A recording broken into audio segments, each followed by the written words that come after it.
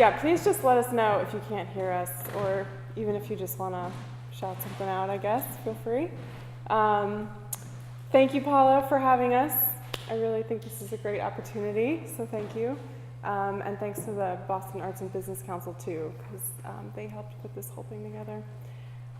So tonight we're going to talk about, I heard that the other lectures went really well, so that's exciting to follow up on that. I hope we can fill those shoes. Tonight we're going to talk about the art of organization, and we've split it into two different sections. So we've got the organization of digital files and business data for people who are working with thousands of pictures in a commercial way, and that have to organize the multitude of image files. And then the second half is going to be Jennifer, and she's going to talk about inventory and documentation of tangible work.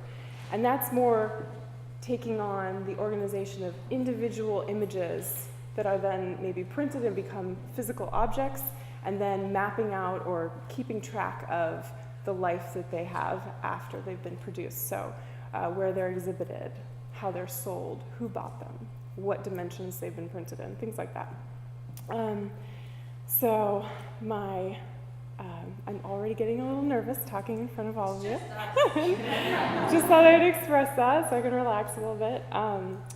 But we want to get an idea of who we're talking to. So how many of you feel like you fall into the first category or the second category of both categories? So if I could just get a shoot of hands up of if you fall into the first category of dealing with thousands of images.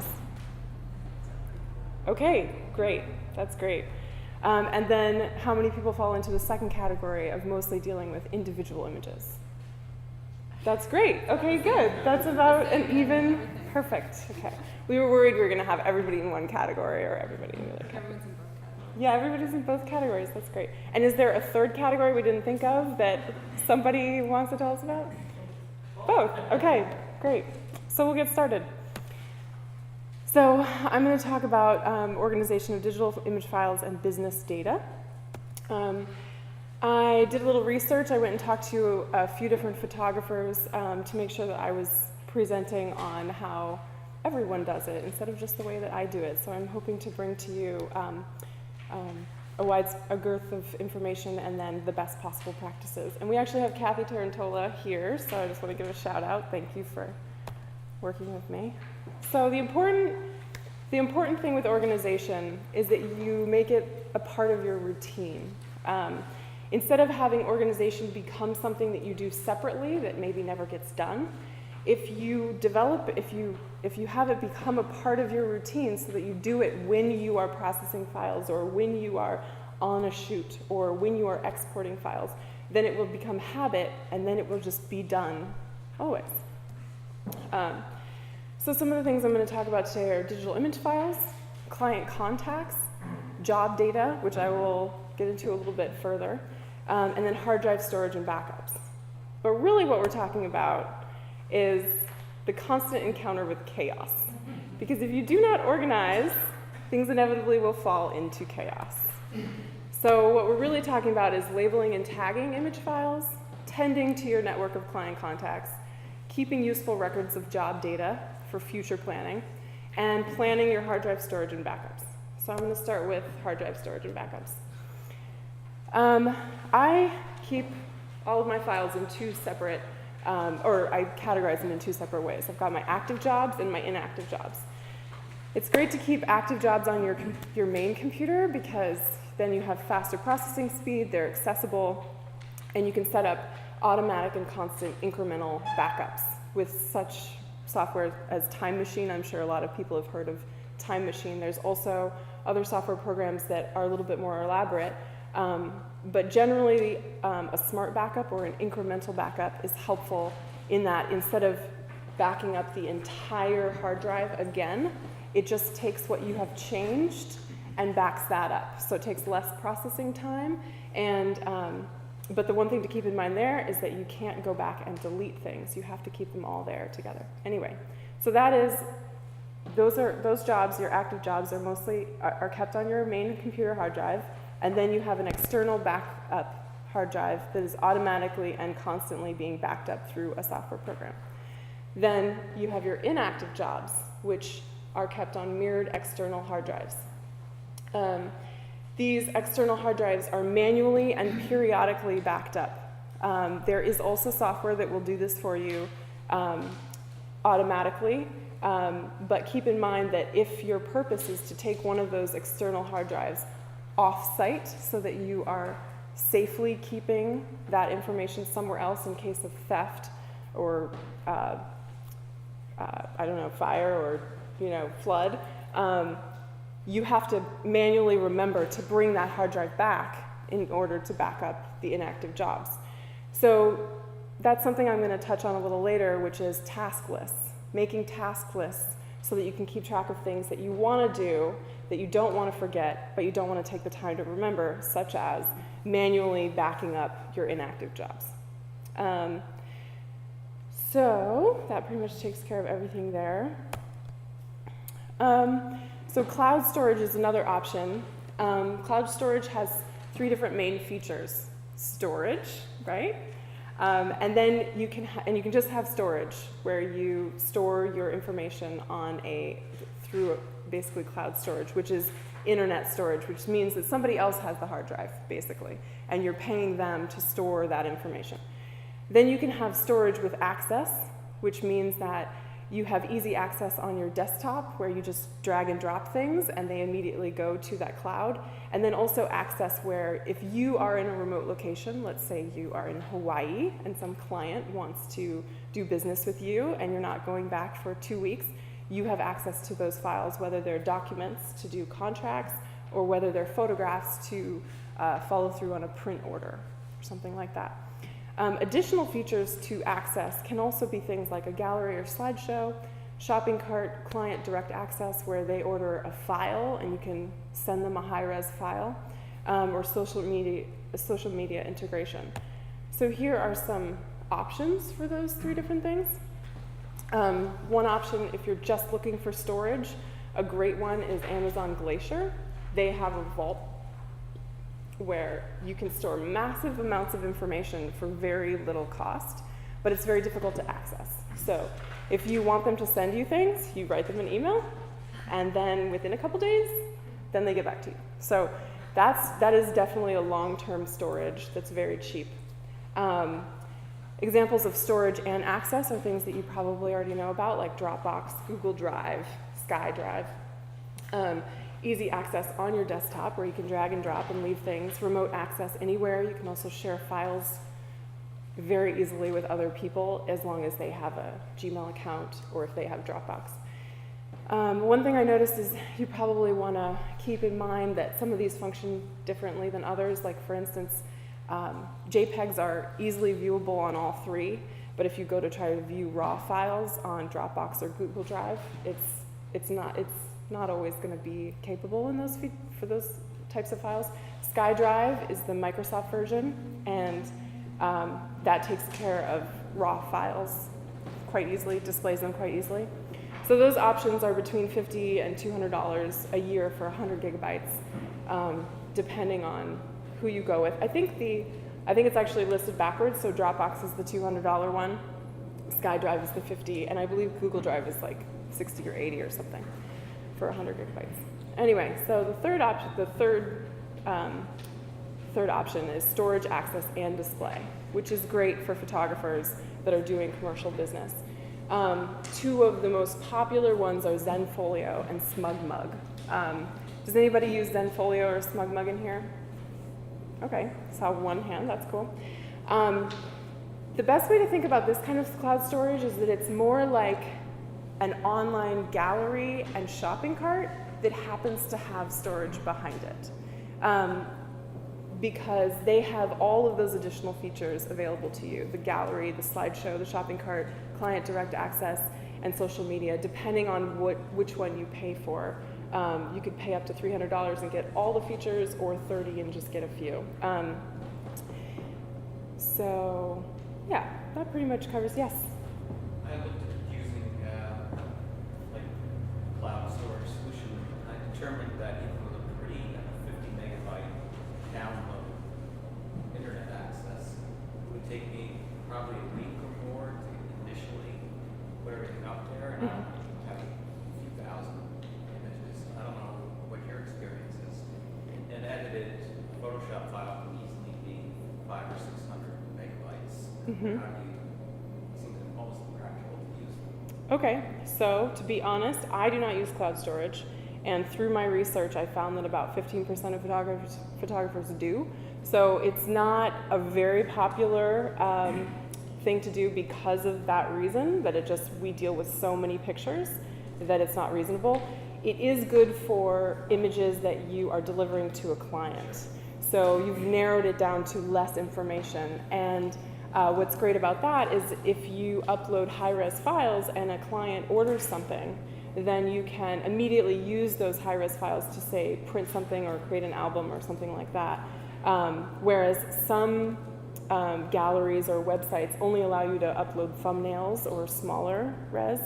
So it is helpful, but it's not all the way there. But one thing I will say is a lot of my heavy processing, I push go when I go to bed and then use the evenings and the night to do something like that. But honestly, I don't use cloud storage. Oh, one more thing before I get to Stan, thanks. Online cloud storage is also used a lot more, even though only 15% use it for photographs, a lot more use it for documents, because a lot of photographers make their own schedule, they travel a lot, and having documents easily accessible is helpful. I was going to answer that. I have Great. cloud. There are two ways to do it. You can send a hard drive to the cloud storage. Actually, they'll send you a hard drive. You put all the information on it, and they'll upload it for you for a separate fee. I have like 250 gigs in the cloud. It took me 2 weeks nonstop. Yeah. Really fast. But once it's there, and you're done. Yeah, except that you're always creating new ones. Yeah, but the new ones, the increments don't take that long. It's the first one that takes. But on the other hand, when Katrina comes, and everything's flooded, or for instance, somebody will put something in a hard drive in a bank vault, like 5 miles away, and when the entire town disappears, you still want that. You want something that's 100 miles away. Great. Thank you, Stan. And for all of you who maybe didn't hear that, I'll just quickly give you the idea, which is that you can have the company upload it for you. If you put it on a disk and send it to them, they will upload it on their own for a fee, which is great to know. And obviously I should have interviewed you, Stan, so thank you for speaking up. If anyone else has anything they'd like to add, I appreciate Collective Commons sharing information, so feel free to interrupt. So now I want to touch on task lists. They are great for remembering things that you don't want to forget, but you don't want to take the time to remember. Task lists can be set up per month, per week, annually. Basically, you just make a list so you get it out of your head, and then you set up a time when you're going to do that, whenever that is, and then that day comes along and you do all the things on that list and it gets done. Task lists are great for task completion, as that's pretty obvious because it's like a to-do list, but it also allows you to get your best possible practices done in possibly the systematic or the sequence that you want to get them done in. They're good for certain contact information, for imagery and accounting, and most specifically, I'll just touch on a few of these. Let's say you want to do promotional mailings, but you always forget to do that. It's one of those tasks that never gets done. If you decide that that's going to be a once-a-year thing and put it on your annual list, and when you go to do that list, then that thing gets done. Testimonial requests, if you put that on a per-job task list, then at the bottom of that, when you get through that job and you're at the bottom of that list and it says testimonial requests, you won't forget to do that. Calibrating monitor is a great one. We all know that we should calibrate our monitors at least once a month, but does everybody do that, or do we remember? Maybe not, but if you have it on that monthly task list that let's say you do at the first of the month, you always get that done. It might be good for accounting purposes, like following up for outstanding invoices or prepaying your taxes, maybe. And also task lists are good for tracking your timing. So as you go through that task list, if editing for 2,000 pictures takes you a half an hour, you write that down, and the next time you do a job with 2,000 pictures, you know that's going to take you a half an hour, and therefore you can track your experience for possible estimates in the future. So it's good for task completion, as I said, task timing for future estimates, invoice structuring, so you are compiling all billable items and then compiling client information. Here's an example of a task list. This is per job, and you'll notice that it has an hours column to keep track of your timing for each individual thing for future estimates, and then it also has a billing section so that you're compiling all the billable items. So you don't want to forget to be reimbursed for parking, or make sure that you charge them for the rush, or you want to be sure that you give them the discount you promised, but you might forget that if you don't go back and read all the emails unless you put it on this job task list. And then at the bottom, there's things that you might want to remember to keep track of, like round trip mileage for tax purposes. If you have it on the bottom of the per job task list, you won't forget to write that down every time, and then you can reference it at the end of the year. Sending gifts, testimonial requests, as I said, and adding contacts to an Excel document or to your address book. So it's just helpful to keeping track of things so that you can allow yourself to forget them. And I just wanted to say that this is a task list for per job, but you could set one up for client contact data so that every time you come across a new contact, you make sure to get a certain amount of information from them. So that brings me to tending to your network of client contacts. This is good for retaining your clients, right? Otherwise, they just disappear. So you want to collect comprehensive information. You want to enhance those relationships, and then you want to maintain them. Here I am telling you what you want to do. This is best possible practices. You can do whatever you want, but it's helpful to collect the comprehensive material, the comprehensive info at the beginning, and then enhance those relationships and then maintain them. All essential information, you guys, that's pretty obvious, but some things that might be helpful in the future are where you met them or how you met them, or a trigger for how you met them, and then associated contacts. So who else do you know that knows them, or how did you meet? That way people are cross-referenceable in your database.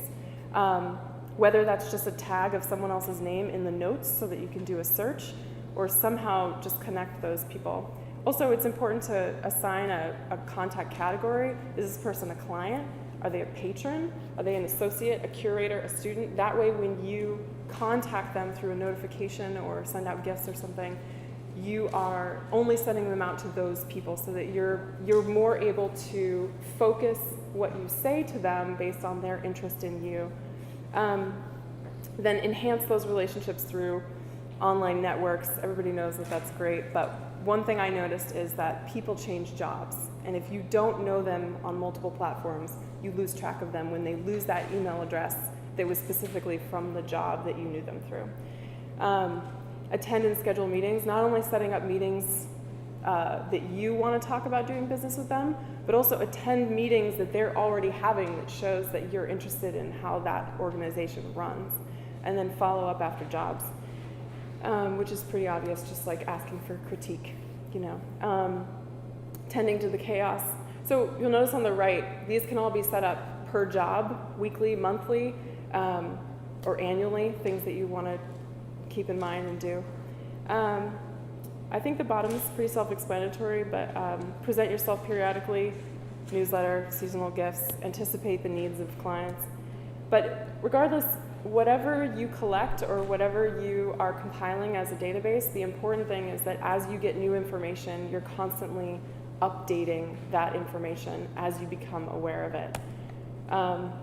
So the three different things I've gone over so far are task lists, client contacts, and job data. And databases can take any form. You could just keep them on paper, which has been done. Anyone want a Dewey Decimal System? That might be helpful. Or smartphone, computer, address, book, calendar. These things are pretty obvious. We all know them. Excel document is a little bit more involved of putting things into categories and fields so that they can be cross-referenced to other software. But specifically, a useful software for all of this would be FileMaker Pro, which is what I found Kathy was using, as well as a couple other photographers. Some of them were using it just for contacts, some of them were using it for job data, some of them were using it for invoicing. It's a little bit more expensive, but I think it's worth it. It has a very comprehensive field-based organization, and it's cross-referenceable. So once you put in your information about one client, you can make an invoice for that client, or you can keep track of the timing that you had in a task list for that client's project. Things like that. You're cross-referencing all the information in the different areas together. FileMaker Pro has different templates, but you can also customize those templates so that you are getting the information you need saved in the database. Well, I'll just quickly attend to that last one. The other thing it does is you create forms to use internally or externally. So every time you have a new information, you can use the form to input it yourself, or you can create forms for the people that you're working with. So let's say a client contacts you and wants to set up a job, or wants to set up a job and give you all the information about that job. If you have the form present online, they can fill it out there, and it immediately is entered in. So here's some examples. This is a template for clients, pretty simple, self-explanatory. Here is a template for what I call task lists. They call it job tracker. So you can set up the different tasks that you want, and it has, how am I doing on time? Okay, cool. Thanks, sorry. It's basically an elaborate task list where you can include many different fields of information. One thing I'll say about this is it looks really nice on the outside. Generally in the back, it is an Excel spreadsheet of different fields and different fields of different categories of information that can be cross-referenced. And then it also does invoices too, that you can pull information from your contact database and use it for your invoicing. So as I've said before, the constant encounter with chaos, you want to just be sure to update information as you become aware of it, which takes a big part in how you deal with your image files throughout the entire process. So when you first start, when you're on location, that's when you start picking up information for your image files. And then you need to, input that information during import, and then during IPE, which is image processing and editing, and then including client choices. Let's say the client gets back to you and tells you that they want image file 4, 6, and 9, and you need to mark that down somewhere. Keeping that consistent is important. And then during each export, let's say you export one image in 4 different fashions. Depending on how you have set up your system, you want to be consistent about how you label those files to be able to find them in the future. And all of this can be done and should be done with an organizational key, so that not only you can follow your own system, but someone else can follow your own system. So use a consistent system now for convenient use later. So quickly, I just want to touch on why you would need to, why later. Let's say right now you just work for yourself, just you. You don't need a consistent system because you can go into those files and you can just tell what you were doing, even though it's not the same each time. But if you hire somebody else, you want to be able to easily integrate them into how you operate. And if you have a consistent system, then you can use that. Or let's say you go to try to sell your business later. If it's consistent and there's a key, it's valued more because it's easily read and easily used.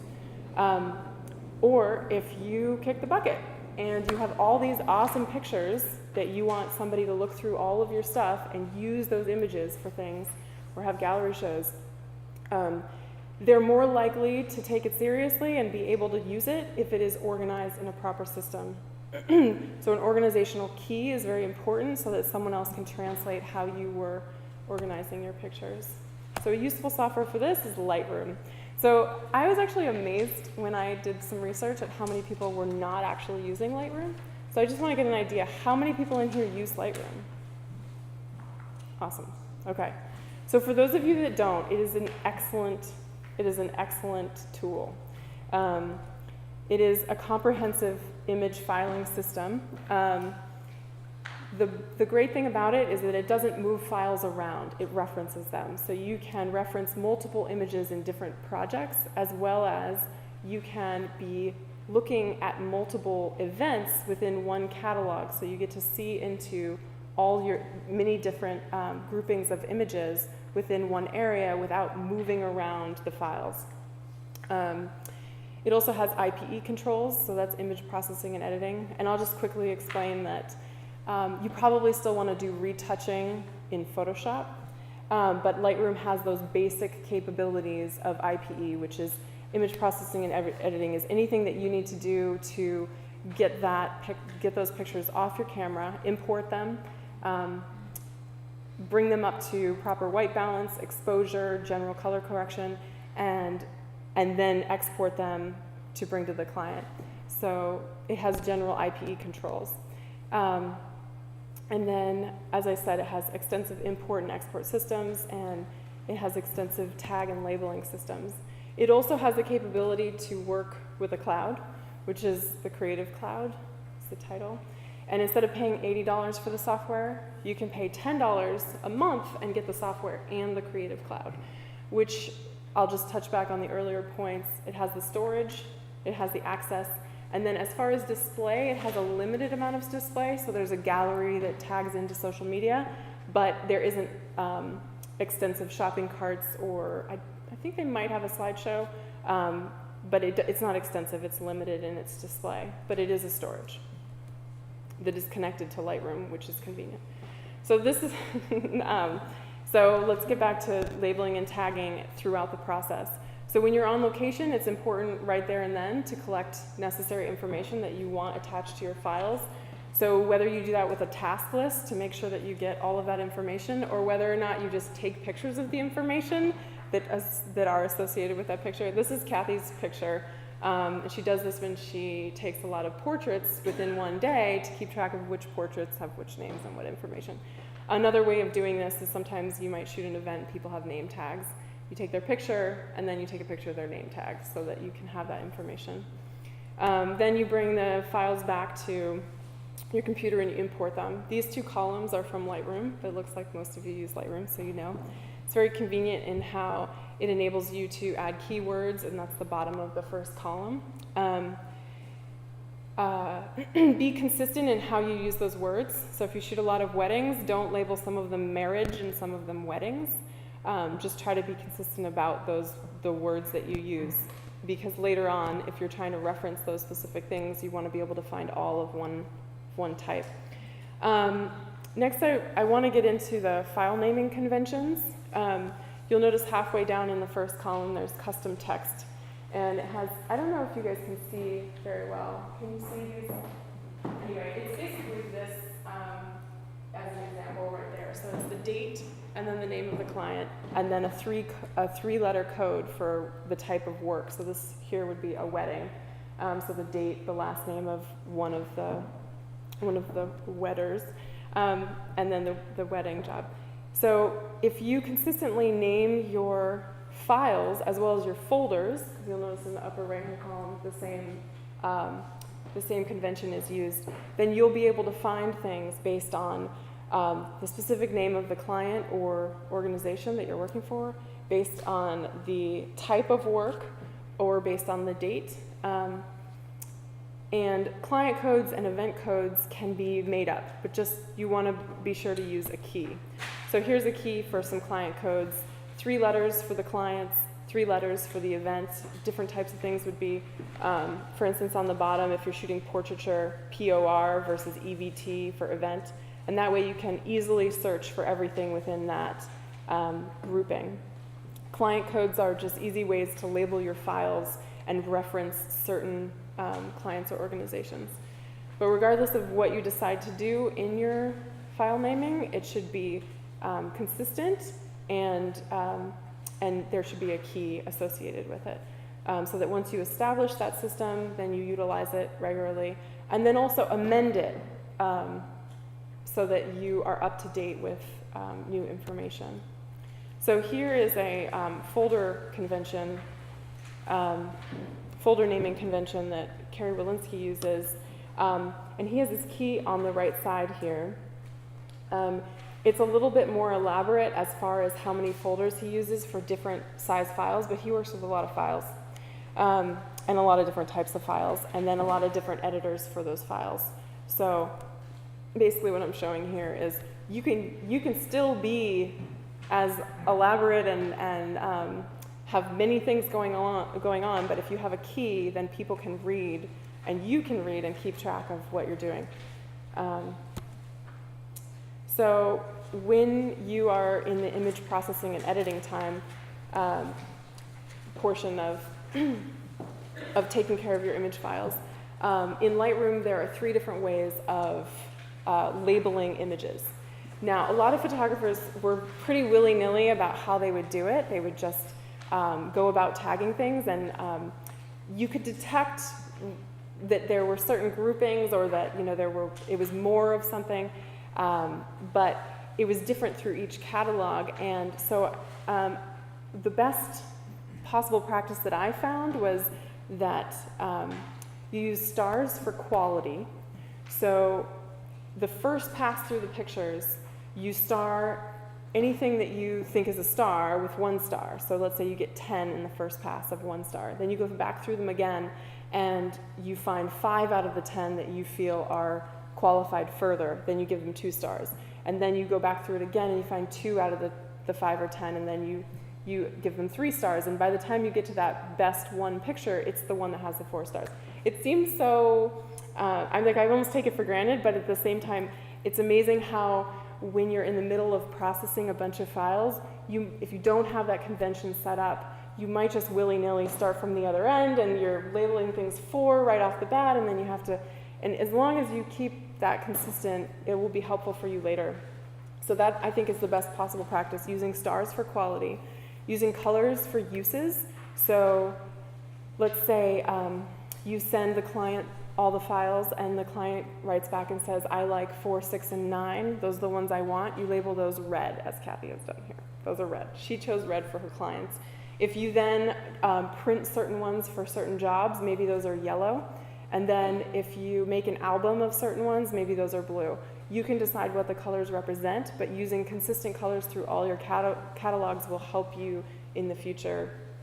I think there are 5 different colors, so you should be able to find different uses for those. And then flags seem to be best used when it is a short-term consideration. So if you're trying to group together things to send, you flag them, which might not be long-standing. They might not be, it might not be, laid down, but it is used for short-term. Also, Lightroom has a quick collection, which enables you to do the same thing, but actually group them off into a file. And if anyone has really specific questions about Lightroom, I'm going to direct them to Kathy, because she knows a lot about Lightroom. I'm just throwing that out there. So then, yeah, client decisions I already spoke about. So the one thing to remember is that you can't overlap, well, I should say this. If there is any qualification or any labeling specifically, if there's any labeling that you need to overlap, be sure that you pick a different convention. For instance, you can't pick yellow and blue. So if you need it to be the client's pick, but you also need to print it, you can't label them both. So you have to keep that in mind, that if the image needs to be labeled for multiple taggings, then you have to pick different tools. Anyway, just something I ran into. Okay, so then upon export, when you export files, you could just label them 1, 2, 3, 4, but then later on, when you go back to use those files, you don't know what is in the files. So it's important that you use a file convention, or a naming convention for labeling those files. Here, Anita Lewin at Singer Editions showed me what she does. In that top highlighted file name, you'll notice it says sewing. It has 2, then it has an epsilon, and then an F, and then 21 by 21 shop. So that is the name of the project. The 2 is the version. The epsilon is the printer. So, and I'll explain that in a second. The F means final, and then 21 by 21 is the printable, so that's the size of the file. And then shop is the name of this specific image. So if she wants to look for all files from one project, sewing is in that label. She'll find them all. If she wants to know which files were specifically were tested for the Epson printer, she just looks up the Epsilon. If it's for the Iris printer, she would have a capital I there. F means final, so that you or someone else can go in and read that this is the end result. This is the file. And then 21 by 21 is helpful, so you know how big that file is in the future. Every time that she would save it, notice the one at the bottom is the scan, that's the first, then it changed to an RGB, and then it was the second edition of the RGB, and then the final file. So every time it gets a new file name so that you can read what is inside that file. So generally, this is about consistency, making keys, or making a system that you have written down that you follow yourself and you keep yourself following, and then just updating information as you become aware of it, so that you're constantly keeping your system working for you, and making a routine out of your workflow so you can stay organized. I hope this has been helpful. Yeah, let's do that. Does anybody have questions? Yeah. Yes, it's wonderful that you gave us notes and images of the slides. The smallest text is hard to read. Okay. Can we email you and get a copy of your slides? Is that something you Sure. want to share with us? Sure. Great. Yeah. My card is here. This is my card. Great. Anyone else? Yeah. One convention I use, and I'm just trying to get a feeling for whether this is a little different. When I have files I printed, I just put them in completely separate folders, separate. And so I have my raw files, they're negative strips, and then my printed stuff. I'm wondering if I'm going to run into problems finding stuff later on. If I do that. So explain. I kind of rely on metadata to tell me where and when it was taken. So I kind of have a reference back to folders that were raw images. But I don't put any edited stuff with my raw stuff at all separate. So what you're saying is you keep a separate folder for anything that has been printed. Printed or edited. So you have an original file folder and then printed folders. Yeah. That's the way Carrie has it set up, and that seems reasonable as long as the folders are labeled according to what's inside. But I do think it's important to label the actual files, not just the folders, so that then when you go in, like let's say you printed 4 different times at different junctures, then you know where those are, or what the specifications are for each one of those files. Does that make sense? Yes, it does. I kind of do that, yeah. Oh, okay. Do that. But, you know, the question really relates to how can I find the original if I want to go back? I'm relying on, I think, mostly the metadata, because you always put the location in the metadata that has the date was taken. So those two things, combined with the way I name my original file folders for the raw data, seem to provide a way to find it. So that's true, and so to alleviate the time, or to remove the time it takes you to look through the metadata and find the earliest Lightroom date. just brings it up. That's true. You Make could what you want. you could label the file as you import it I as import it and then select them all and put the common metadata all at once. It Yeah. takes 2 minutes. right. You got it. Yeah. Yeah. We have suggestions for somebody that hasn't done this, it's got a whole bunch of images in Lightroom and stuff going backwards. Okay. You know, some of it is just the number that the camera assigned to it. You know, it seems like a monumental task to go backwards. Yeah. Well, I don't know how many images you have, but I do think it's worthy of taking it on, so that in the future it's even easier when you go to use them. I think I would do them. I would go through and. Do you have them in folders according to which date you shot them? No, more by subject. I don't do assignment work. Okay. So much. It's more type of work, type of image. Uh-huh. It's landscape, it's whatever, then it goes back. And right now they just have numbers. For the most part, yeah. Okay. What is your endpoint? Like, do you see them being grouped into sections by subject or by how would you end up using them in the future? Because your convention is just to get you to an easier end use. So depending on how you are going to be using them in the future, that's how you would devise your convention. Okay, well, some can be printed, some may be sent to a potential client that's interested. Okay, so generally I would say if you can group them according to where or what they, like where you shot them or what they are, and go in that group and put in the metadata that information, then at least you have a connection to what is in those pictures based on where you were. Let's say, I don't know, you took a trip to Utah, took some pictures of natural scapes, landscapes, and so in the metadata for that group section of pictures, you do general overall tagging. And that's a good place to start because then you at least have sections. If you get to the point of going to the... They've been doing that with Okay. keywords. Yeah. It's more like the file names. The file names will probably go, so. Well, I think that you might want to just, for now, stick to using the keywords. Yeah. But for now on, when you import files, start with naming conventions so that you can easily read where those, or what those files are without need. Yeah. Mm-hmm. Yeah. One thing that you can do, if you have a lot of images, you want to be careful that you don't have multiple files because if you're only using the camera-generated numbers, Mm-hmm.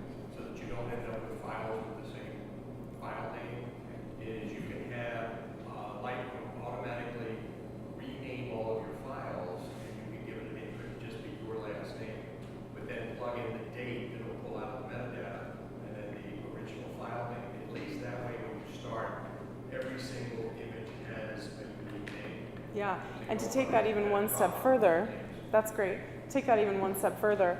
If you are shooting at some point, you can go into your camera and set up the file name structure to not only be like your 3 initials, but it could also be a code referencing that place or that shoot, so that it immediately, as it creates the files, is putting that name into the file. And then you just keep track of what that code is. It's a limited amount of spaces for those, so you need a code system to do that. But at least that might help. You could use, like I had the event codes, you could have subject codes. So portrait works in that scenario too. POR would be portraits, or a place, maybe you use like different states or different countries, you use their country code, or I just don't know what material you're shooting, but just developing a system of having codes that reference that within the file names is helpful. I have a question about Lightroom. I don't use it right now. I've used it just to test it out. The question I have is, if you are transitioning to utilizing it, Mm-hmm. and you are using the image processing editing feature of it, does it keep your raw file before you've done any small adjustments and changes? Okay, that's what's great about Lightroom, is that any adjustments that you make, it creates a separate, I think it's called Sidecar file that's called an XMP specifically. And that file, if you in your preferences set it up this way, it will create that file next to your raw file, so that whenever you're looking at that file, whenever you're looking at your image in Lightroom, you're seeing the adjustments that that Sidecar file is doing to your original file without changing your original.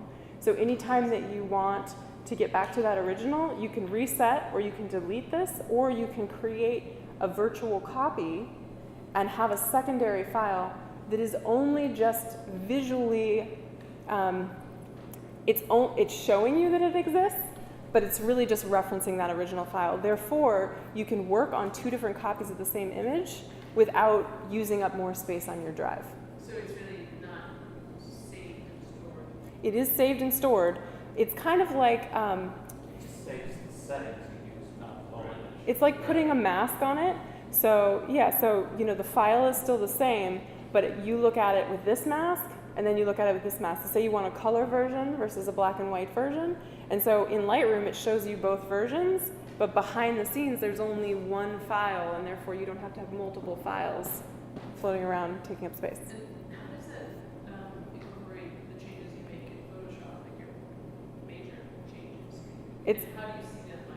it's actually really great to do that, and I think this will be the last question because I don't know if I'm running out of time. When you go to edit it in Photoshop, you can actually just do a right click on the image in Lightroom, and it will take you to Photoshop, and then it tracks your course. So once you edit, do your retouching in Photoshop, and then you save it, it will not only save that file into the computer, but it also brings that up in Lightroom, so that when you go through and look, you're seeing the raw and you're seeing the Photoshopped edited version. And that's why it's so helpful. Assuming you don't save your edited Photoshop version in a separate folder, which is what I use. Cool. I think that's good. Okay, great.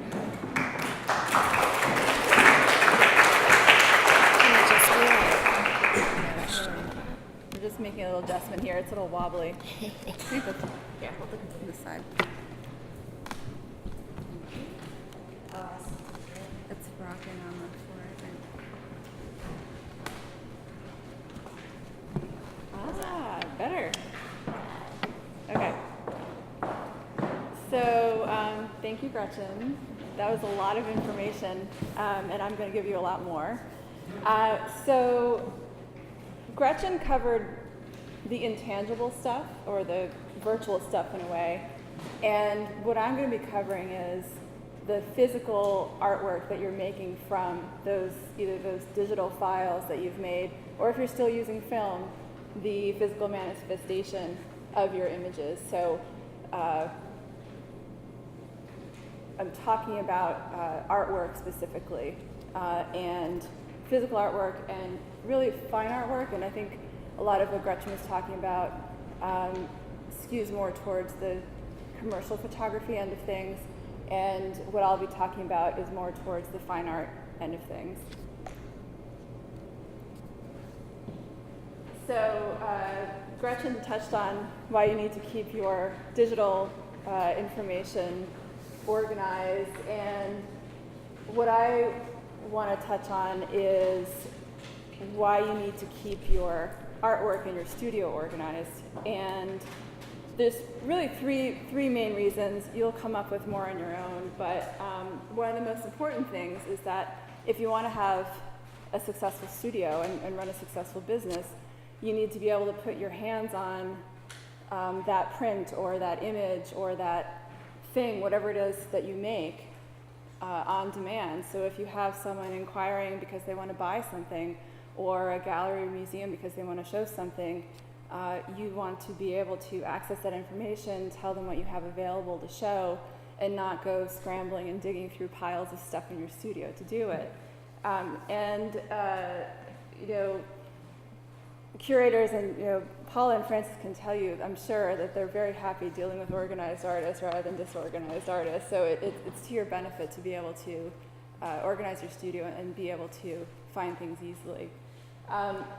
One of the other reasons why you want to do this, and it's probably nothing you're thinking about right now, but as you go on in your artistic life and you're producing more and more work over time, at some point, and Gretchen actually touched on this in terms of digital imagery, but at some point there will be an artist estate.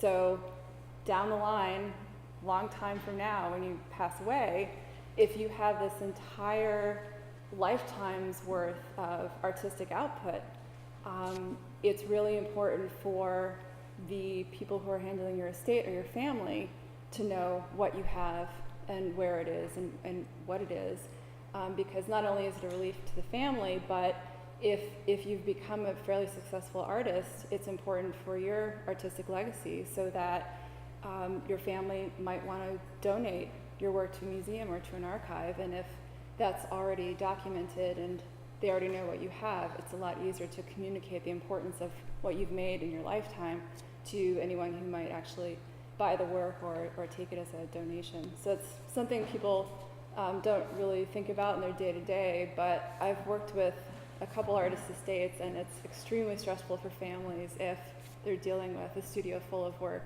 and they don't even know what's there. Kind of a sad thought, but it's important. And then the third thing is that, and I put it right here, you want to keep all your stuff organized because it just makes your life so much easier day to day, working in your studio, whatever kind of work you're doing, just in the day-to-day operations. It's so much easier if you've got things well organized and you've got inventories and you know what you have. And so the first thing I want to talk about is just what are the types of things, what are the types of physical things that you would need to keep track of and need to have inventories of. Gretchen thoroughly covered digital files, so I'm not talking about anything digital at all right today. But if you still use film, you need to be able to keep track of your negatives.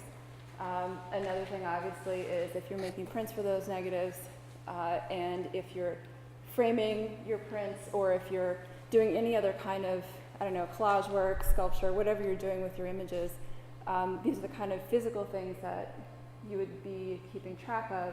And on top of that, they all would need to be stored in a way so that you can find them again. And so you would be putting, say, your negatives in sleeves and in binders, or your prints in boxes or in flat files. Your framed work you probably have in bins or shelves or some other means. And it's great if you got all these all these things packaged up, but if you don't have any system for finding what's in those boxes or what's in those sleeves, then it's kind of pointless. And so, along with the storage of these things, you want to have a system. And generally, the easiest way to do this is to have numbers. So you might have, box number 1, 2, 3, or shelf number 1, 2, 3. If you are still shooting film, you probably organize things, or hopefully by roll numbers and negative numbers. But you need to have some sort of numbering system for any of these containers that would have any of these things, so that you can, once you do an inventory, which I'll deal with in a second, you can go look at that inventory list and say, okay, that print is in box number 4, and be able to go find that box.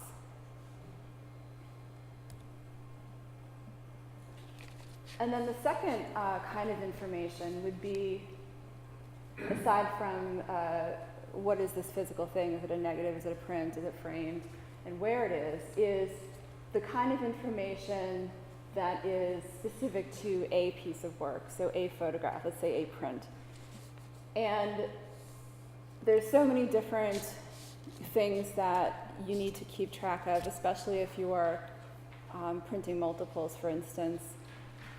Each image, you would need to know all the basics, say, that you would send off if you were submitting work to a show. So, the title, the date. It could be the date of the image capture, the date of the print. It could be, again, a roll or negative number if you're still shooting film, or the digital file name if you're shooting digitally. The medium, the type of paper you're printing on.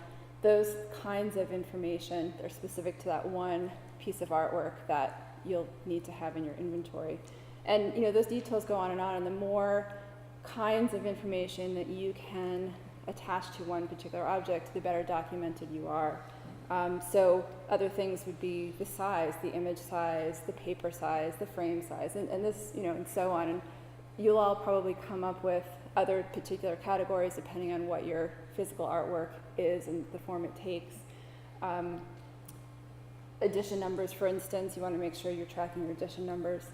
And then, where are these things in the studio? I was talking about boxes and bins and things like that. So each item would have to have attached to it a location. So when you make an inventory list, you would have the title, date, medium, where is it in the studio, and then also, if it's not in the studio, how did it leave, where did it go, by what means? Did you sell it? If you sold it, who did you sell it to? How much did you sell it for? If you loaned it to an exhibition, which museum did you loan your work to? What was the title of the show? What were the dates of the show? Any kind of information about the life of that one artwork that you can apply to it is the kind of information that you want to track. And already I think between what Gretchen is describing, what I'm describing, it can seem like a whole lot of work, but at the same time, it's it's kind of the necessary evil. So creating the artwork is probably a lot more fun, a lot less boring than making lists and inventories. But it's what you have to do. So, yay, software! Gretchen gave you a bunch of different kinds of software to use, particular to your clients and your workflow and your digital files. And I'm going to talk about 3 different kinds of software you can use in order to keep track of your physical artwork. And we do overlap a little bit in what we're suggesting for people, but we're also suggesting that they're being used in different ways. So the first, as you can see in this list, I'm going to talk about 3. I'm going to start with, I have a little scale here, so the simplest and the cheapest down to the most expensive but the most sophisticated in terms of in terms of what it can do for you.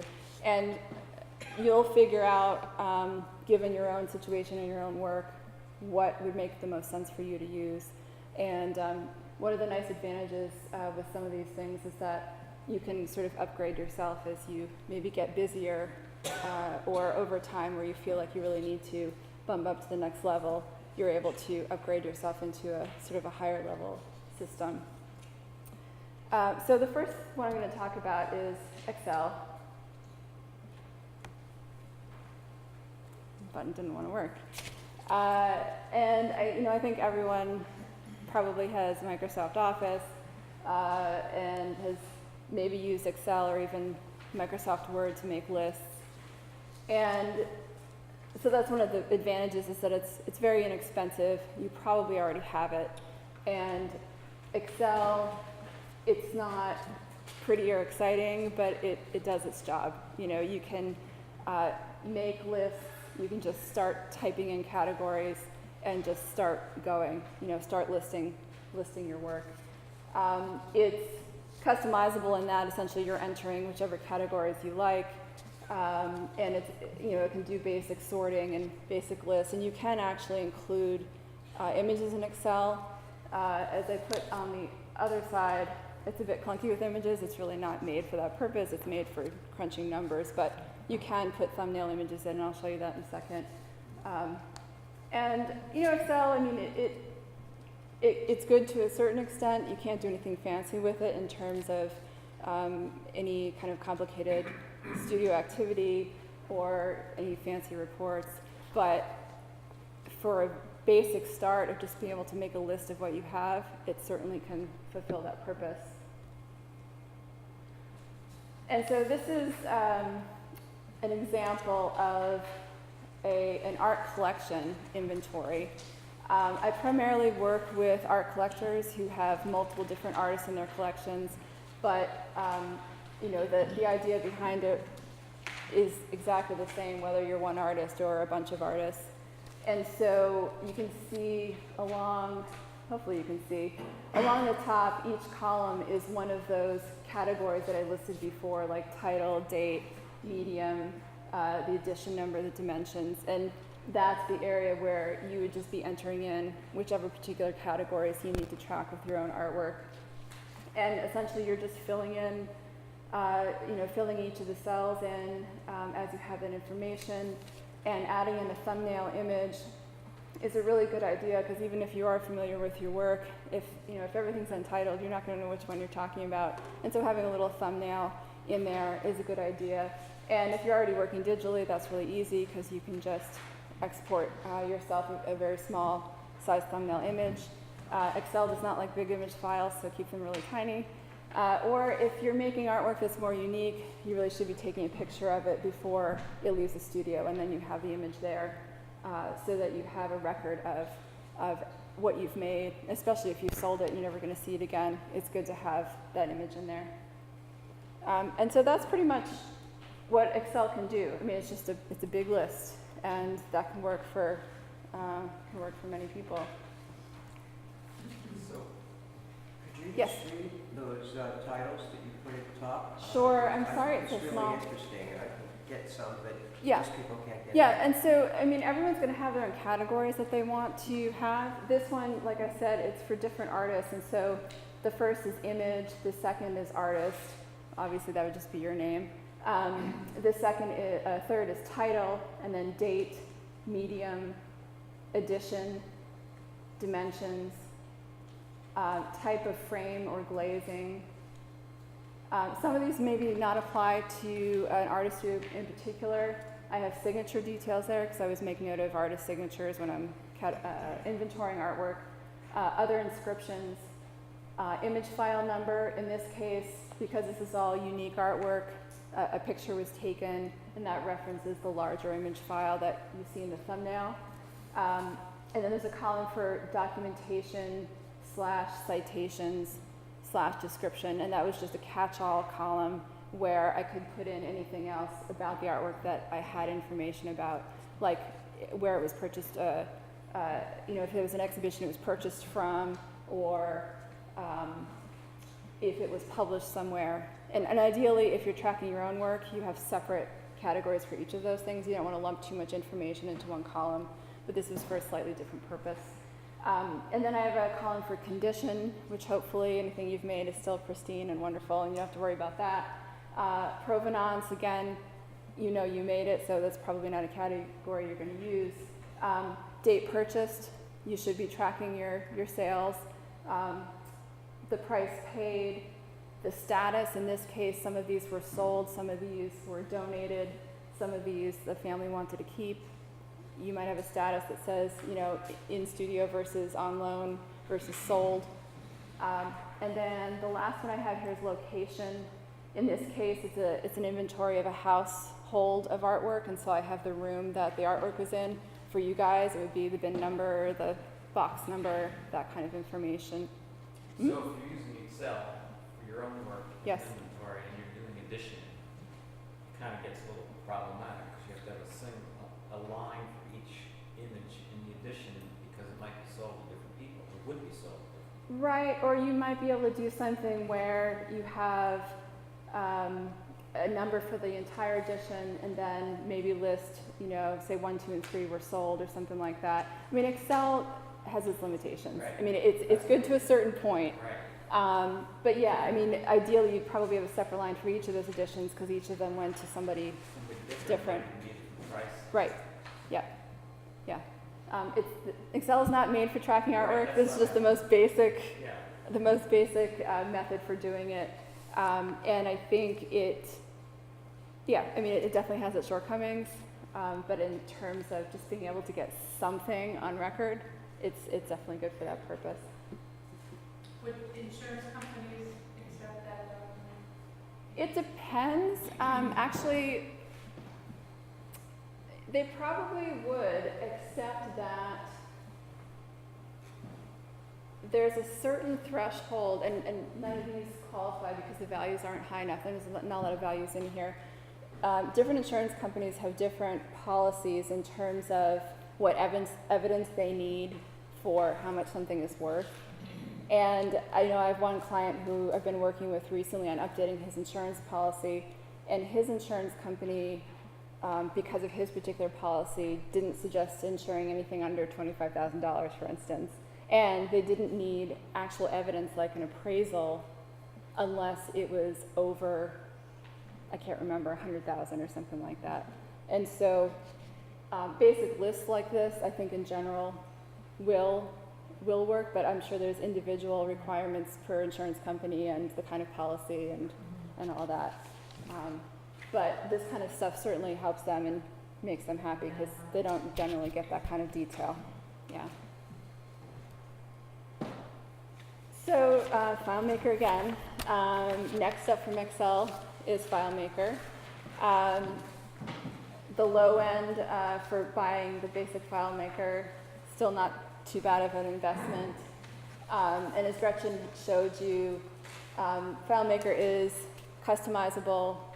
You can build it from scratch. Kind of like Excel, you can just start filling in columns and categories and fields.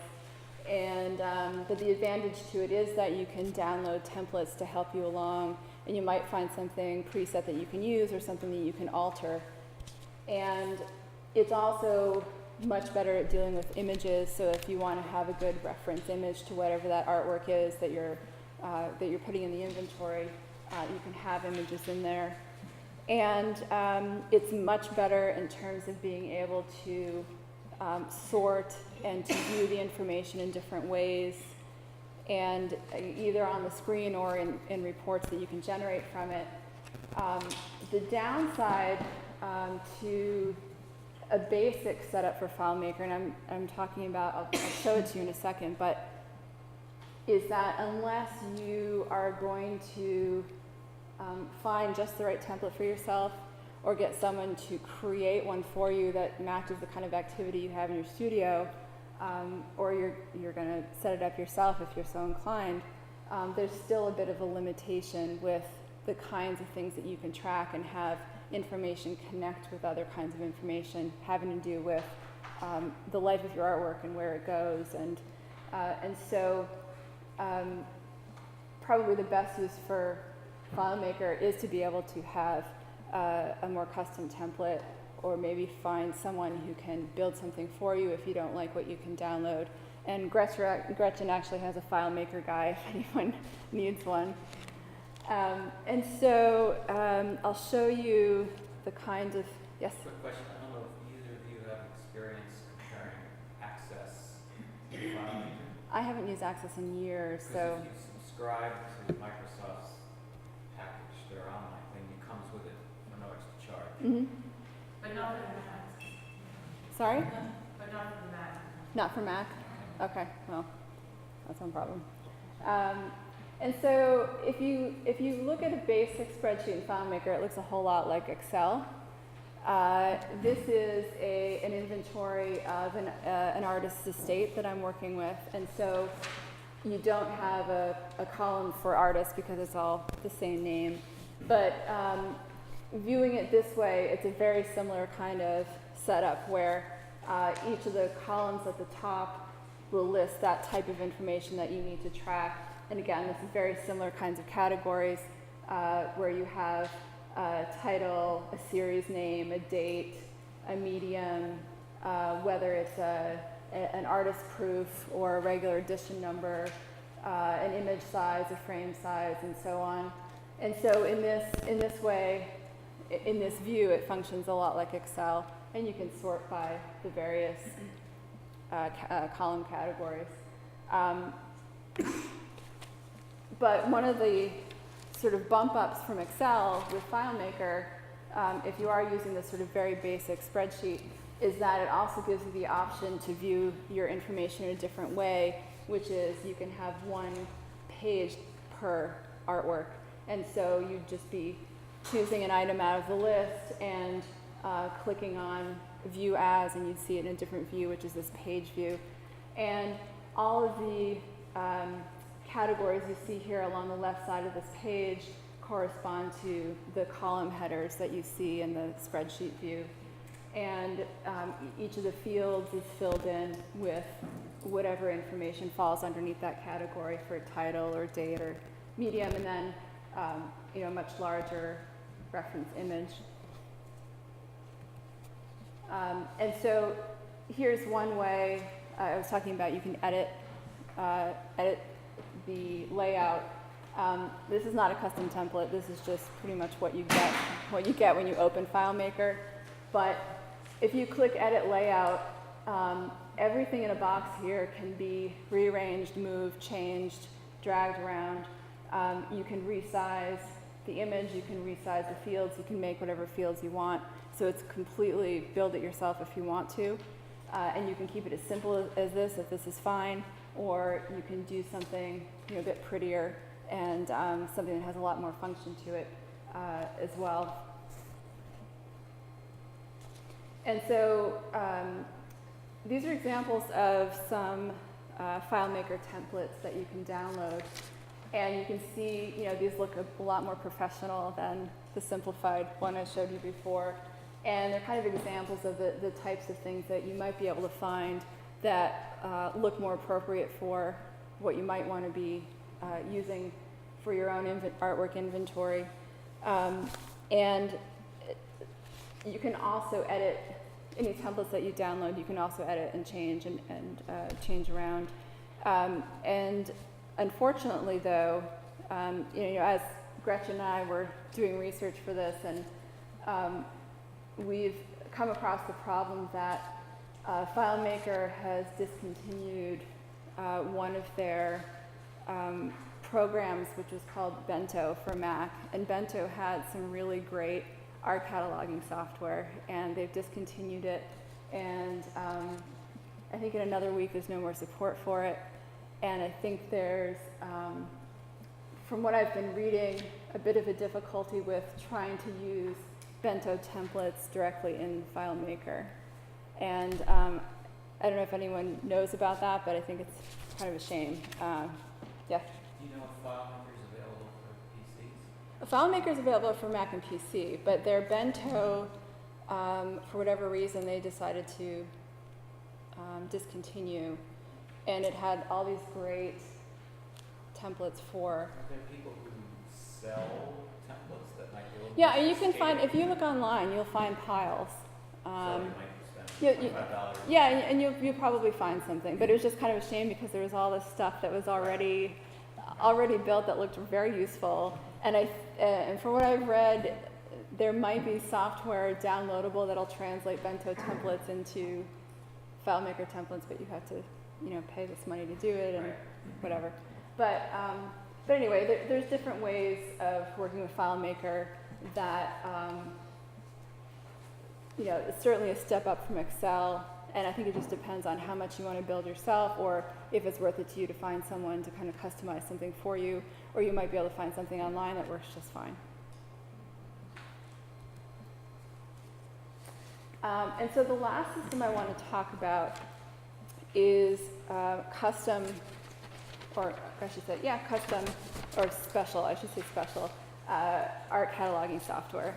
And this is the sort of more professional, higher end of being able to inventory your artwork. And there's, as you can see, there's a lot of advantages and only one big disadvantage once we've gotten to this category. And so I'm giving the example of Art Systems. There's piles of others out there. Art Systems is the one that I've used, so I'm using that as an example. It has every category you can possibly think of already in it for being able to track your artwork, your shows, your contacts.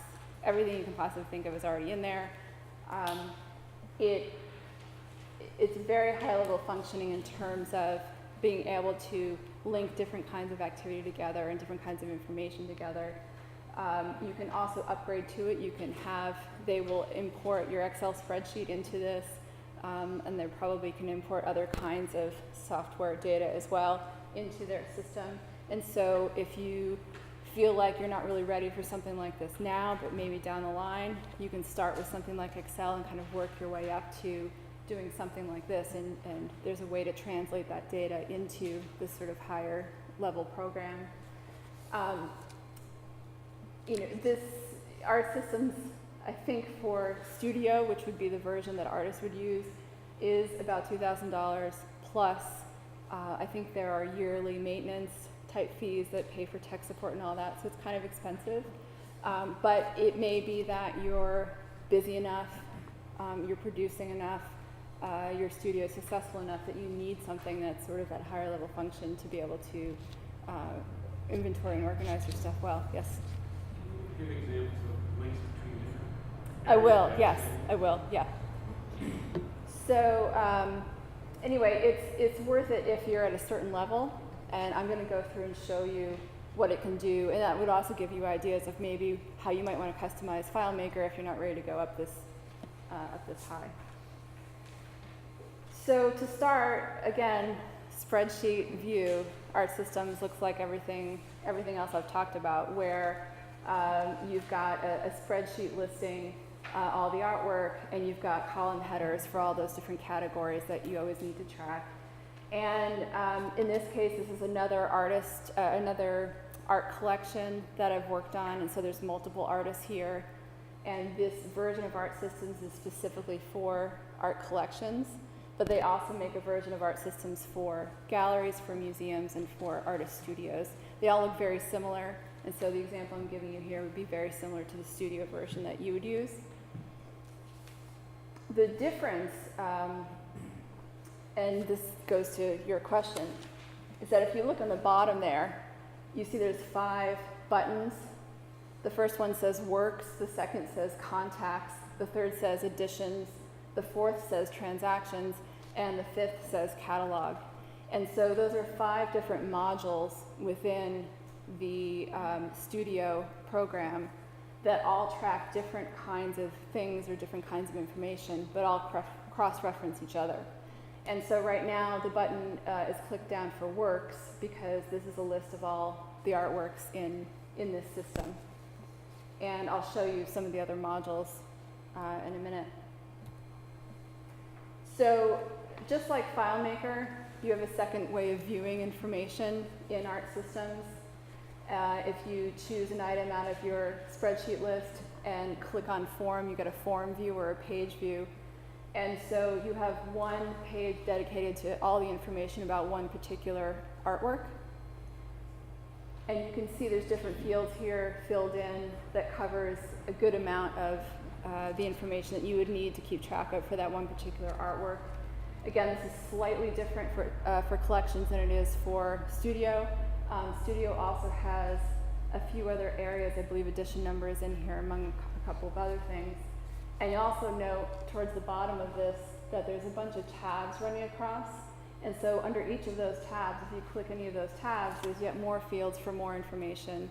And so you can really completely, thoroughly document each of your pieces using something like this.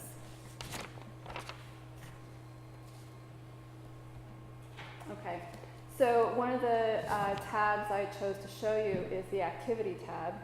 And Activity would be where you would track exhibitions, if you've loaned artworks out or if you've moved artwork around in any way, you would be tracking it. And the information, it would show you a history of where it's been. If you had multiple exhibitions that featured that one artwork, they would be listed there.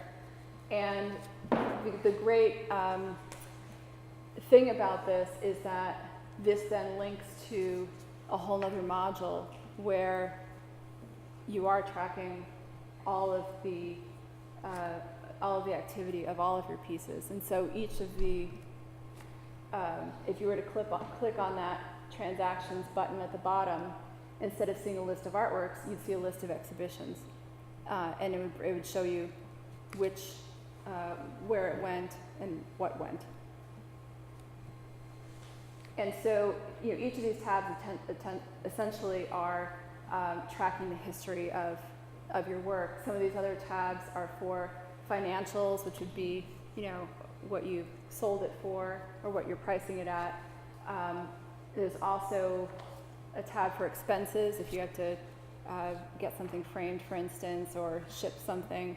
Anything associated with that object you would find in there. And so another one of the modules that you'd certainly get a lot of use out of is there's a contacts module.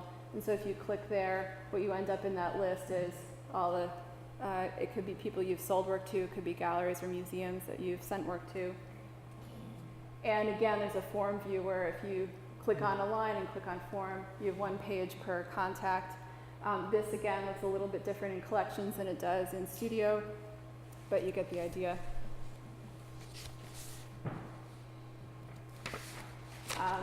One of the features that Studio does have is to be able to keep track of editions. And there's an editions module that you click on the bottom of the screen. And the upper half, this is a different piece, but this upper half essentially stays consistent through the Works module and the Editions module. But the lower half changes to show all the tracking information you would need for your editions. And so you can see right here that there was a total of 8 made. There was also 2 artist proofs, how many are available, how many sold. So it's a way of keeping track of those numbers.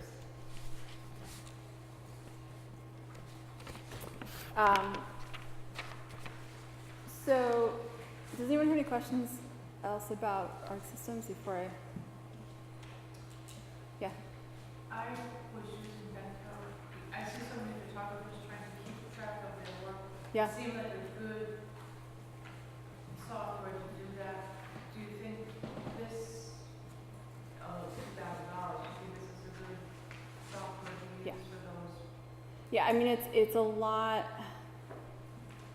from what I can tell, it's a lot higher level functioning than the Bento ones were. You know, FileMaker can do that. FileMaker is a relational database. Right. You can have all of Right, the but this, things. yeah, but what I was trying to point out is this is already made and done and ready for you. FileMaker, you're either building it yourself or you're having someone build for you. So I mean, that's the difference. Is this is more expensive, but it's ready to go. The other thing is that with art systems,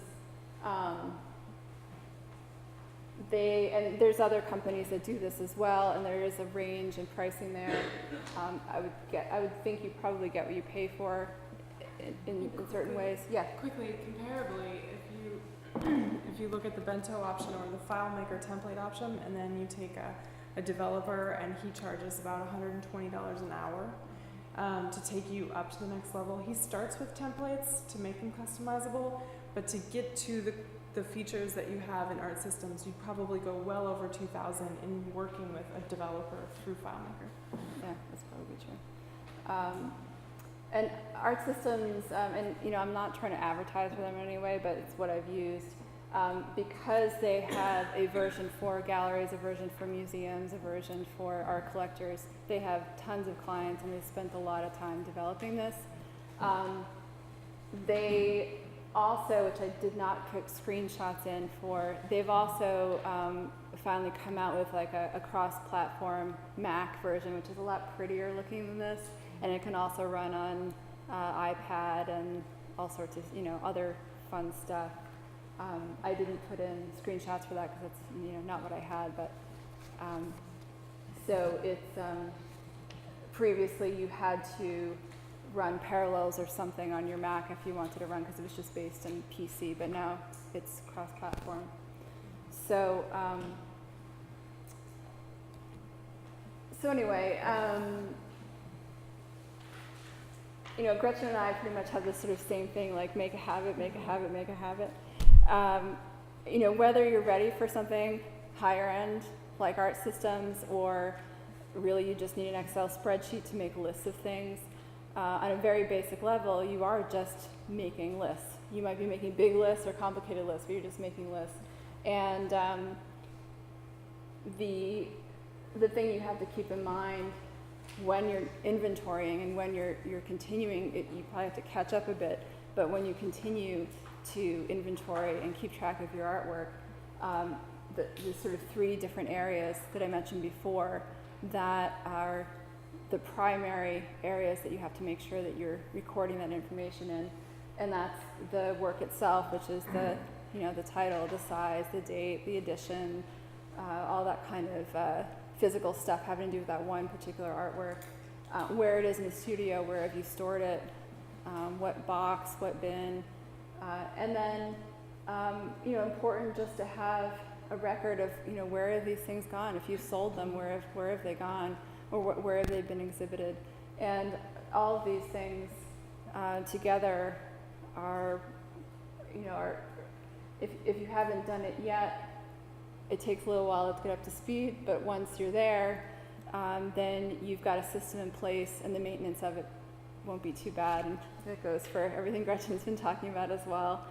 And so, you know, you need to have a system in place that once you have it set, you know, whenever you finish a shoot or whenever you create a new piece or whenever you have a change in the status of something, if you sold something, you just have to make a habit of getting that information updated in whatever system that you're choosing. So that's it for mine. I don't know if you guys have any other questions, either for me or for Gretchen. Yes. Permission slip someone? Can you scan it in and put it into the database somehow? Or for Like permission for consent with portrait. is that one of the things that Yeah, Yeah. well, yeah, like a model release. Let's see, how would I deal with that? That's interesting. Just name it a picture, put it in the picture. Yeah, I would say that would be the best way to do it. Because otherwise, if you're keeping the file, you could keep it in a folder. That's one way that Carrie had some things like that, extra additional paper files, just kept in a separate folder. But taking a picture of the photo release and then Right. keeping it on file, that sounds like the best option. Hmm.